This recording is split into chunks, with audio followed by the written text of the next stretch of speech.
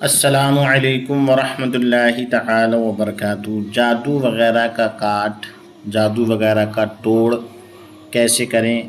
اسی طریقے سے نظر بد اگر ہو گئی ہے، بچوں کو بھی ہو جاتی ہے، جوان بوڑھوں کو بھی ہو جاتی ہے، یہاں تک کہ جانوروں کو بھی ہو جاتی ہے، تو نظر بد سے اپنے آپ کو، بچوں کو کیسے بچایا جا سکتا ہے، اس کی کاٹ کیسے کی جا سکتی ہے، یہ دو باتیں آپ کو میں اس ویڈیو کے اندر بتاؤں گا۔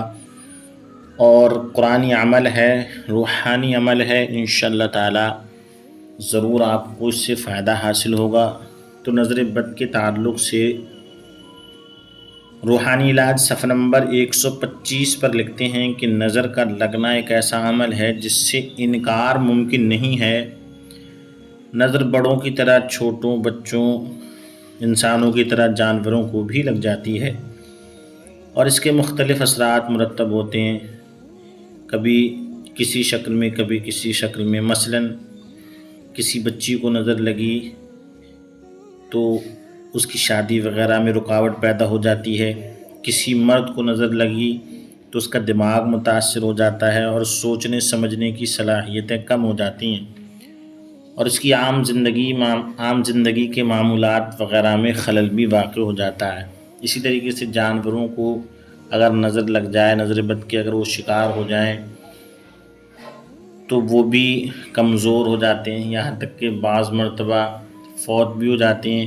دودھ دینے والے ہیں تو ان کا دودھ کم ہو جاتا ہے یا دودھ دینا چھوڑ دیتے ہیں، کبھی کبھی دودھ کے بجائے ان کے تھنوں میں سے خون آنے لگتا ہے، یا دودھ وغیرہ میں مکھن وغیرہ، گھی وغیرہ کم ہو جاتا ہے۔ تو بہت ساری ایسی صورتیں ہیں، طرح طرح کی نظریں اور ان کے الگ الگ اثر مرتب ہوا کرتے ہیں۔ تو نظر کا کاٹ کس طریقے سے کیا جائے؟ مثلاً کسی بچی کی شادی وغیرہ میں رکاوٹیں آ رہی ہیں، اسے نظر ہو گئی ہے، یا عام طور سے بچوں کو نظر ہو گئی، کھانا پینا چھوڑ دیا اور طبیعتیں خراب رہنے لگیں، تو ان تمام کا کاٹ ہم قرآن مقدس سورہ فاتحہ کے ذریعے آپ کو بتائیں گے۔ مکمل سماعت کیجیے گا اور اچھے سے سمجھ لیجیے گا۔ کرنا یہ ہے کہ الحمد شریف یعنی کہ سورہ فاتحہ کو پڑھنا شروع کیجیے گا۔ جب ایاک نعبد و ایاک نستعین پر آئیں تو اس کو 11 بار پڑھ کر سورت کو پوری کر لیں اور پانی پر دم کر لیں۔ اسی طریقے سے آپ کو 11 مرتبہ یہ عمل کرنا ہے اور ہر بار پانی پر دم کرنا ہے، اور بچے یا بچی پر دم کرنا ہے، اور اس پانی کو 3 گھونٹ میں بچے یا بچی کو جس پر بھی نظر ہو اسے پلا دیا جائے۔ اگر کسی لڑکی کو نظر ہو گئی ہے یا کسی لڑکے کو ہو گئی ہے، وہ خود یہ عمل کرنا چاہیں تو وہ خود بھی کر سکتے ہیں، اسی طریقے سے کر لیں تو انشاءاللہ تبارک و تعالی نظر بد کے اثرات جو ہوں گے ختم ہو جائیں گے اور نظر بد کا توڑ ہو جائے گا۔ ناظرین گرامی، اگر یہ بات متحقق ہو جائے، ثابت ہو جائے کہ کسی نے جادو وغیرہ کرا رکھا ہے یا سحر وغیرہ ہے، تو ہم اس کا توڑ کیسے کریں گے؟ تو وہ بھی میں آپ کو قرآن مقدس کی ایک سورت سورہ فلق کے ذریعے بتاؤں گا۔ کس طریقے سے کرنا ہے وہ پورا آپ سماعت کر لیجئے گا۔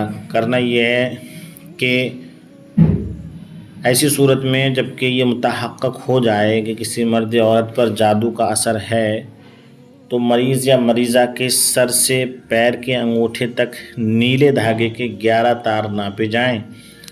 ان 11 تاروں کی 4 طے کر لی جائیں۔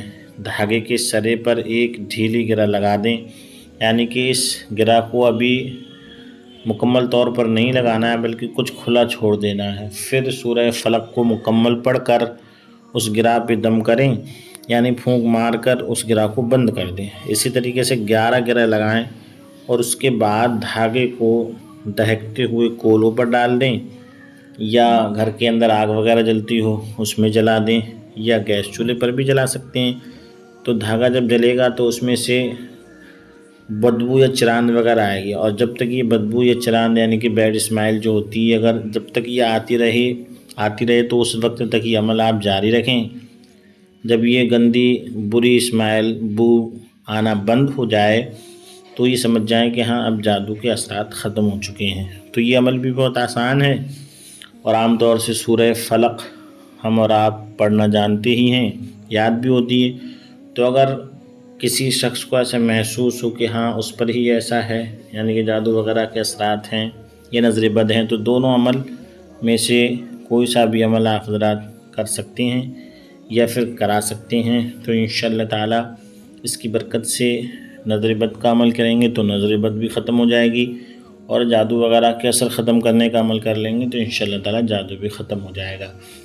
اس عمل کے کرنے کی الحمدللہ مجھے تو اجازت ہے، اور میں آپ حضرات کو بھی اجازت دیتا ہوں، پر شرط یہ ہے کہ 5 وقت کی نماز کی پابندی کریں، جھوٹ وغیرہ سے محفوظ رہیں، اور سب سے اہم چیز یہ ہے کہ قرآن مقدس کو صحیح مخارج کے ساتھ پڑھ کر ہی یہ عمل کریں، کیونکہ اگر قرآن مقدس کو ہم صحیح طریقے سے نہیں پڑھ پائیں گے تو اس عمل کی برکتیں یا اس عمل سے خاطر خواہ ہمیں فیض حاصل نہیں ہو پائے گا۔